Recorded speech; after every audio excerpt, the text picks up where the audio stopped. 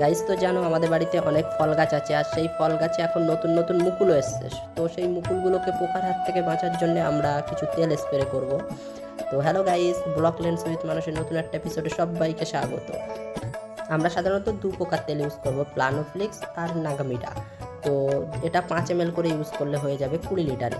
তো আমি আর আমার জেঠু লেগেছিলাম গাছে তেল দেওয়ার জন্য। তো জেঠু তেলগুলোকে গুলছিল 5 ml করে একটা তেলের ব্যারেল যেগুলো, সেগুলোকে দিয়েছিল। সবার প্রথমে আমরা আমাদের লিচু গাছটা, যেটা আমাদের ছাদ থেকেই দেওয়া যাচ্ছিল, দেখো ছোট ছোট মুকুল বেরিয়েছে, যাতে পোকায় না নষ্ট করে তার জন্যে। আর এটা ছিল আমার সেই আঁশফল গাছ, এখানে তো অনেক পাতার মাঝখান দিয়ে অনেক পাতা বল বেরিয়েছে। তো আমরা এইভাবে দিতে দিতে তারপরে বাগানে যেসব ছোট ছোট আম গাছ ছিল সেগুলোকে দিয়ে দিলাম। আর আমি তো মনে করি বাড়িতে ভাবে তেল না দেওয়াই উচিত, কারণ যথেষ্ট পরিমাণ না জানলে অনেক মুকুল ঝরে যেতে পারে। তো গাইস, এই ছিল আজকের ব্লগ। আর দেখা হবে পরের একটা সুন্দর ব্লগে। তো সাবস্ক্রাইব আর লাইক অবশ্যই করো। টাটা।